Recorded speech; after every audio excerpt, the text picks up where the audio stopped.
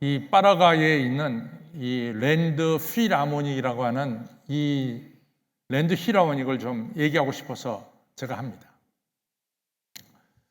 그 랜드 필하모닉이 생긴 것은 파라과이의 수도가 아슌숑인데 아슌숑 같은 대도시에서 생긴 것이 아니라 이 아슌숑에 나오는 모든 쓰레기를 갖다가 매립하는 그 장소, 수도에서 좀 떨어진 장소에서 이 랜드 필하모닉이 생겼습니다. 근데 이제 하루에 쓰레기가 얼마가 들어오냐면 1,500톤이 평균적으로 들어옵니다. 그러니까 쓰레기 더미가 쌓였죠. 근데 그 쓰레기 더미에서 그 쓰레기 속에서 쓸만한 물건을 찾아갖고 삶을 연명하는 세대가 한 100세대가 됩니다. 근데 100세대 이들이 쓰레기만 들어오면 아이들이 쓰레기 더미에 올라가서 쓰레기 속에서 쓸만한 물건 있나 없나 찾는 아주 비참한 인생을 살고 있어요. 거기에 이제 파비오 차베스라고 하는 이러한 그 환경을 이제 살피러 온 환경공학자가 그것을 봤습니다. 근데 파비오 차베스는 환경공학자일 뿐만 아니라 음악 선생이세요. 근데 이분이 이것을 보면서 남들은 다 이 절망하고 정말 이게 마지막 이 인생을 사는 자들의 모습이구나 뭐 이렇게 여겨지는데 이분은 특이하게 쓰레기 더미에서 뭘 보냐면은 거기서 아름다운 음악이 퍼져나가는 것을 그 사람이 보게 됐어요. 그래가지고 이분이 거기 100여 가구가 사는데 그 아이들한테 내가 여기다가 음악 학교를 만들고 싶다 이런 얘기를 합니다. 그러니까 음악을 공부하기를 원하는 아이들은 지원해라 이렇게 된 거죠. 그랬더니 거기는 아이들이 공부하고 싶으니까 배움의 기회가 왔으니까 비록 쓰레기 더미에 살지만은 배우려고 음악학교에 이제 지원을 했어요. 근데 이제 이 파비오 차베스가 음악을 가르쳐주고 악기를 가르쳐주려면 악기가 필요한데 그 쓰레기 더미에서 무슨 악기가 있어요. 그래서 넝마주의 아주 대단한 넝마주의가 니콜라 고메스인데 이 고메스한테 말하기를 내가 이 아이들에게 음악을 가르쳐주고 싶으니까 악기를 가르쳐주고 싶으니까 당신이 여기저기 쓰레기 더미에서 그래도 좋은 물건 잘 찾는 사람이니까 좀 악기를 좀 찾아와라. 그래갖고 악기가 이제 도착하기 시작합니다. 뭐 부러진 바이올린, 첼로, 그다음 플룻 등 여러 가지 이같이 쓸 수 없는 지금으로 쓰기 어려운 그런 악기들을 이제 이 니콜라 고메스 가져왔어요. 그래서 그 악기들 갖다 수리해가지고 쓸 수 있는 바이올린, 쓸 수 있는 첼로, 또 쓸 수 있는 플룻 등 이 여러 악기들 갖다가 다시 재생하기 시작합니다. 그리고 이제 드럼 같은 걸 만들어야 되는데 드럼은 이제 빈 통을 발견하고 그 위에다가 여러분들 우리가 엑스레이 찍으면 엑스레이 필름 있잖아요. 큰 거. 그 필름을 갖다가 거기다가 붙여가지고 퉁퉁퉁퉁 소리 나는 이런 드럼을 만들기 시작했습니다. 그래서 만들어진 그 악단이 뭐냐면 필하모니가 랜드 필하모니가 됐어요. 다 이 쓰레기 더미 이런 데서 무슨 필하모니가 나왔거든요. 이런 생각을 못했죠. 근데 이 파비오 차베스가 그 꿈을 가지고 그 희망을 가지고 그 쓰레기 매립장에 필하모니를 만드는 이런 귀한 역사가 일어났습니다. 그렇습니다. 저는 이 파비오 차베스가 중요하게 본 것은 전부 다 쓰레기 더미를 보면서 다 실망하고 절망하지만도 그런데 파비오 차베스는 실망과 절망을 보지 않고 거기서 새 음악이 탄생하는 그런 소망을 가지게 됐다는 거죠. 그것이 바로 저는 아주 소중하다 이렇게 생각합니다.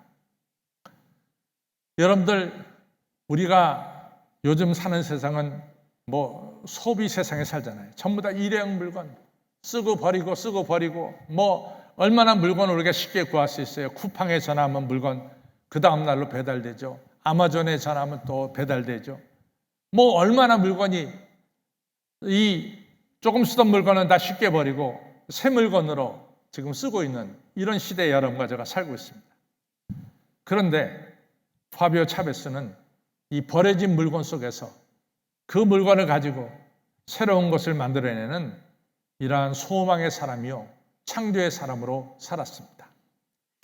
저는 그 사람의 이야기를 들으면서 읽으면서 느낀 게 성경이 그렇지 않느냐. 우리가 성경에 보면은 마태복음 8장에 보면은 우리 예수님께서 이 손을 얹고 제일 먼저 기도한 사람이 문둥병자인데 이 문둥병자 그 당시에 완전히 소외된 사람 그리고 버려진 사람이 아니냐. 근데 우리 예수님 안수해가지고 그 사람 문둥병 고쳐주고 정말로 새로운 인생을 살게 하지 않았느냐. 또 그 뒤에서 나오는 기적은 아시다시피 이방인 백부장의 종인데 중풍병을 걸려서 쓰러져 있는데 누가 이방인 종 그것도 중풍 걸린 사람들에게서 소망을 품냐. 저 사람 저렇게 살다가 죽는 거지. 전부 다 그 사람을 볼 때 이제는 모든 것이 다 잃어버린 이런 사람, 그런 사람이 아니냐.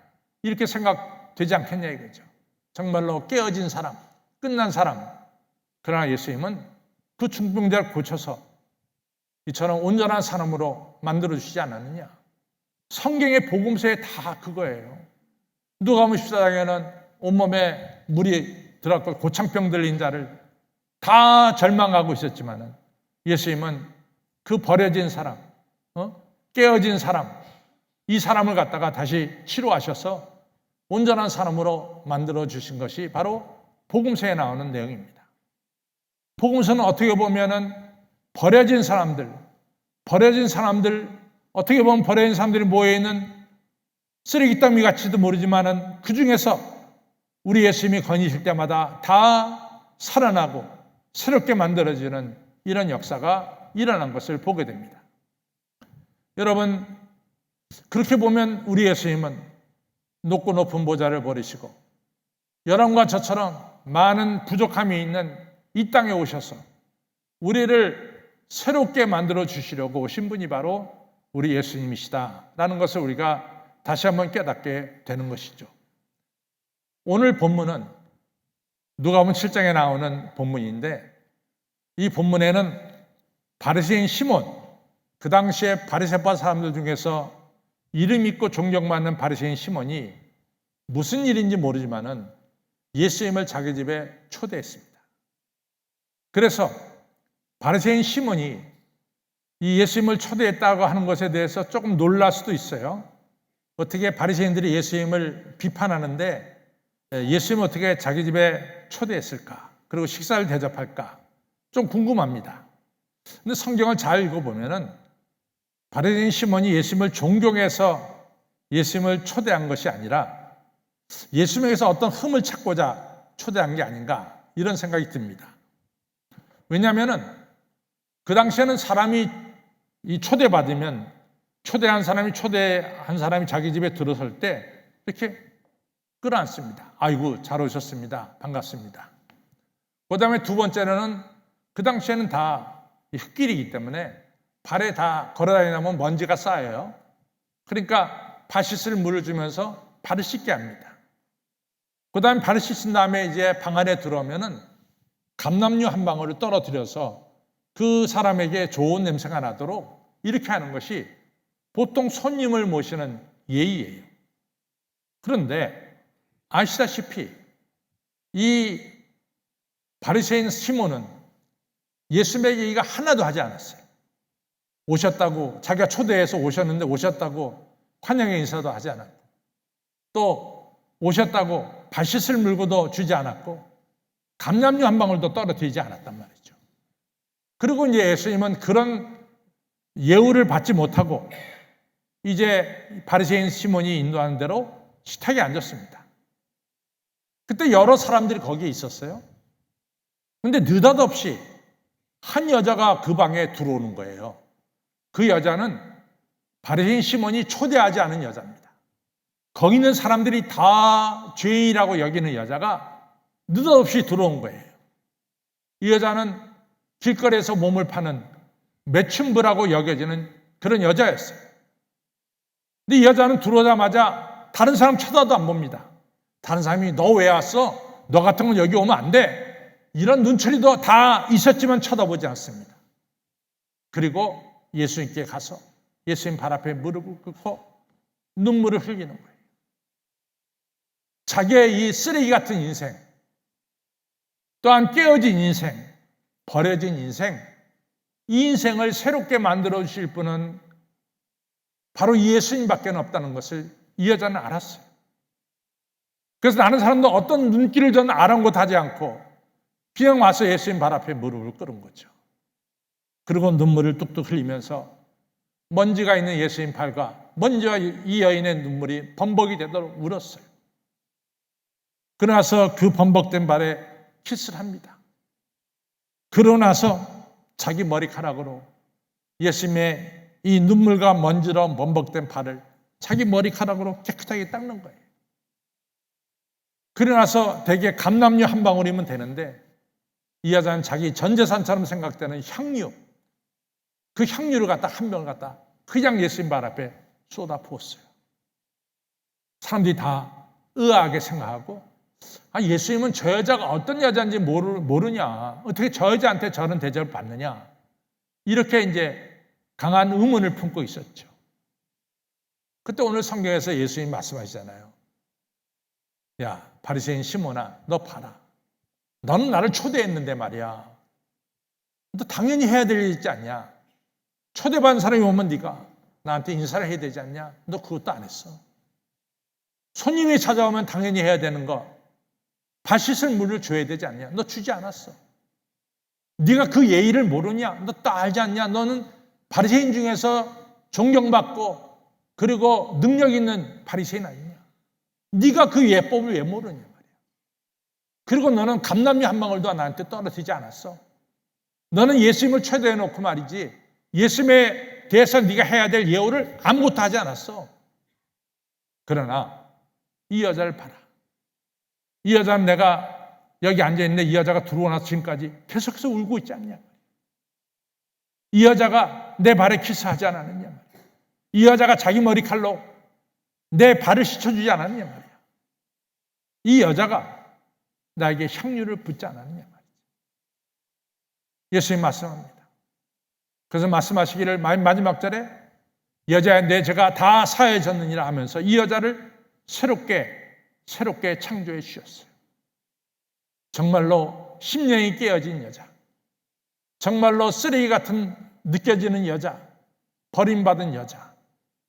그런데 예수님은 이 여자를 새로운 인물로, 존귀한 인물로 우리 예수님께서 바꿔주신 것을 알 수 있습니다.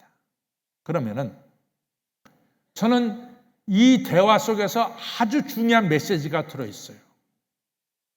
그 메시지는 뭐냐? 하나님의 아들 예수님 앞에 바리새인 시몬도 있고 또 손가락질 받는 여자도 있어요.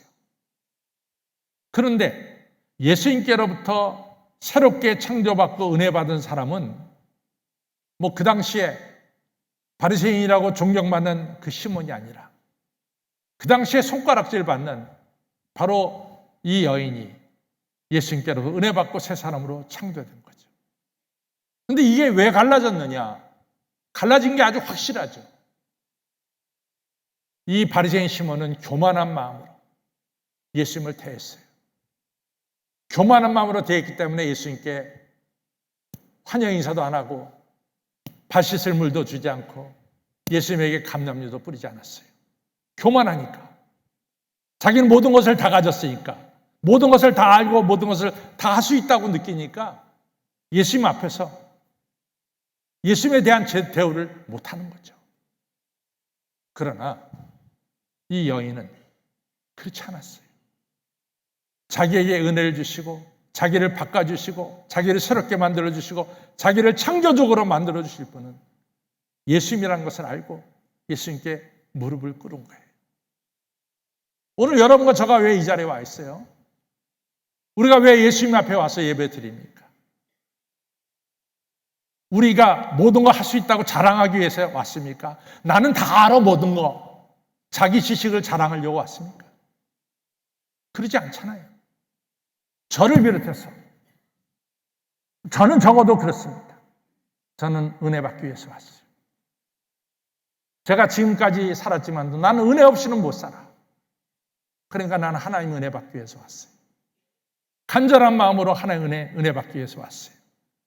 또 내가 섬기는 이 교회 여러 성도님들이 다 은혜 받고 성령 받고 축복받기 위해서 저는 기도하고 있고 이 자리에 서 있습니다. 여러분들 왜 하셨어요? 여러분들 자랑하려고 왔습니까? 그는 바리새인 시몬이 되는 거예요. 그러나 여러분과 저가 다 은혜 받기 위해서 오셨다면 좋으신 주님은 한 명도 빠짐없이 우리에게 은혜에 불어주시고 축복해 주신 줄로 믿습니다. 중요한 것은요, 바리새인 시몬이나 이 여인이나 똑같이 죄인입니다. 예수님이 그것을 말씀했어요. 네가 만약에 50데나리온의 빚을 졌다면 제자는 500데나리온의 빚을 진 것과 같다. 빚을 졌다는 것은 똑같아. 50데나리온 빚을 지고 500데나리온 빚을 졌다는 것은 똑같아. 둘 다 빚진 사람이야. 로마서 3장 23절에 모든 사람이 죄를 범하였으며 하나님의 영광에 이르지 못한다 그랬어요. 그러니까 우리 모두는 다 죄인이에요. 우리에게는 허물이 있고 부족함이 있고 모자람이 있고 알고도 지은 죄가 있고 모르고도 지은 죄가 있어요. 우리는 다 죄인입니다. 어떤 사람은 난 저 사람보다 죄를 적게 지고 저 사람 죄를 많이 졌어 그렇게 말할 수도 있겠어요. 그러나 그것을 떠나서 그 사람도 죄인이고 나도 죄인이라는 거예요. 중요한 것은 뭐냐? 나는 죄인이기 때문에, 나는 허물이 많은 사람이기 때문에 하나님의 은혜로, 예수님의 은혜로 이러한 죄와 상처난 것들이 치료받아야 된다라고 하는 간절한 마음이 있느냐 없느냐입니다. 중요한 것은 오늘 이 여인은 예수님께 가야만이 이 나의 자기의 모든 죄가 용서받고 자기가 새로워진다는 것을 너무나 잘 알았어요. 누구 눈치 보지 않았어요. 거기 있는 사람들이 이 여자 눈치채 했지만 그 다 무시했어요. 그리고 그냥 예수님께 나와서 엎드린 겁니다. 예수님 바로 이 깨어진 여자, 버려진 여자, 상처난 여자를 치유하시고 온전한 삶으로 만들어 주신 거죠. 성도 여러분, 여러분과 저는 예배 때마다 항상 주님 앞에 우리의 부족한 것을 깨닫고 내 모자란 것을 깨닫고 내 허물된 것을 깨닫고 나의 모든 것을 치료하시고 온전케 하시는 주님밖에 없습니다. 그래서 제가 주님 앞에 나왔습니다. 주님 은혜를 베풀어 주옵소서. 이런 간절한 마음으로 깨어진 심령으로 주 앞에 예배드리시기를 바랍니다. 마태복음 5장 3절에 심령이 가난한 자는 복이 있나니 천국이 저에게 없이나 했어요. 심령이 가난하다는 건 뭐냐? 심령이 깨어진 거야. 주님 없이는 살 수 없다라고 부르짖는 것이 심령이 깨어진 겁니다. 아무쪼록 여러분과 저는 심령이 깨어진 상태로 이 시간도 예배드리셔서 은혜 받기를 바랍니다. 예레미야 18장에 보면은 예레미야를 데리고 하나님께서 어디로 데려갔냐면은 토기장의 집으로 갔어요. 토기장이가 토기를 만드는데 어떤 건 잘 만들어지고 어떤 건 토기장이 마음에 안 만들어졌어요. 그럼 다시 부셔가지고 진흙덩어리 남았고 다시 빚습니다. 그리고 토기장이가 원하는 그 물건이 나오도록 토기장이가 일하는 거예요. 바로 하나님이 그렇다. 예레미야 보느냐? 하나님 이스라엘 백성들을 갖다가 절대로 버리지 않고 잘못됐으면 다시 이 진흙덩어리 넘어서 다시 빚어가지고 새 예루살렘, 새 이스라엘을 만들어 주신다. 중요한 것을 보여줍니다. 하나님이 여러분과 저를 버리지 않습니다. 우리를 잡아서 다시 새로운 곳으로 만들어 주십니다. 일본에 가면은 칸츠키 장인이라고 하는 유명한 장인 이 회사가 있는데 장인은 내 부인의 아버지 그 장인이 아니라 기술적인 장인을 가리키는 거죠. 칸츠키 장인. 이 사람은 이 회사는 뭘 잘하냐면 1500년부터 시작됐는데 이 도자기 깨진 것 그걸 갖다가 다시 붙여서 원상복구하는 회사가 이 칸츠키라고 하는 회사인데, 근데 이 칸츠키에 들어가면 어떤 도자기든지 다시 재생돼서 나올 때는 처음 것보다 더 좋게 나와요. 근데 여기의 특징은 뭐냐면은, 칸츠키 장인의 특징은 뭐냐면은, 우리는 상처난 것을 안 보이려고 다 빼빠지를 하고 해서 깨진 자리가 안 보이도록 이렇게 원상복구 시키는데, 칸츠키 여기는 그것이 아니라 깨지고 갈라진 자국을 그대로 놔둬요. 그대로 놔두고 재생을 합니다. 그리고 금이 간 자국, 깨어진 거기다가 이 칸츠키 이 회사는 거기다 금을 발라요, 금을. 그래서 깨어진 금마다 금이 쫙쫙 발라져 가지고 거기서 나오는 도자기는 금이 이렇게 깨어진 부분마다 금이 묻혀서 나오는, 금이 이렇게 지나가는 이러한 도자기를 만드는 거예요. 근데 깨진 것이 감쪽같이 안 보이는 그런 도자기가 값어치가 있는 것이 아니라, 깨어진 것에 금으로 입혀진, 깨어진 부분이 있지만 금으로 입혀져서 새롭게 만들어진 이 도자기가 일본사에서 최고의 인기를 갖는 거예요. 훨씬 더 비싼 값에 팔리는 거죠. 이것이 성경입니다. 여러분과 저는 사도 바울이 교회를 핍박하고 스데반 죽이는데 가편에 던졌다고 하는 깨진 인생을 산 거를 모르는 사람 아무도 없어요. 다 알아. 그리고 그 깨진 것이 다시 주님의 손에 의해서 온전한 그릇이 된 다음에 이방인들에게 복음을 전하는 훌륭한 사도가 된 거 다 알아요. 그 때문에 사도 바울은 훌륭한 사도가 된 거예요. 사도 베드로가 예수님 3번 모른다고 한 거, 깨진 것, 여러분과 저는 다 알고 있어요. 모르는 사람 없어요. 그러나 예수님께서 네가 나를 사랑하느냐 다시 물으시면서 내 양을 쳐라, 내 양을 먹이라 하시면서 사명받은 우리 사도 베드로를 다 압니다. 새롭게 세워진 사도 베드로, 더욱더 존귀하게 쓰임받고 우리들에게 존경받고 있습니다. 여러분과 저 과거에 어떤 실수가 있었던 관계없어요. 어떤 허물이 있었던 관계없습니다. 오늘 예수님께 깨어진 마음으로 내 모습 이대로 우리 예수님께 나가면 예수님은 우리의 과거의 상처를 다 싸매 주시고, 과거의 상처에 우리 주님의 보혈을 이렇게 입혀주시고 금빛 나는 보혈이 되게 하시고, 여러분과 제가 더 온전한 사람으로 주님께 영광 돌리는 존귀한 자로 만들어주시고 세워주신다는 것을 믿으시기 바랍니다. 오늘 중요한 것은 이 여인처럼 주님은 나를 새롭게 만들어주실 수가 있습니다. 이런 마음 가지고 예수님 앞에 나오는 거예요. 그렇게 나올 때 틀림없이 우리는 새로워지는 축복을 받게 되는 것입니다. 이러한 은혜가 여러분들의 있기를 주님의 이름으로 축원합니다.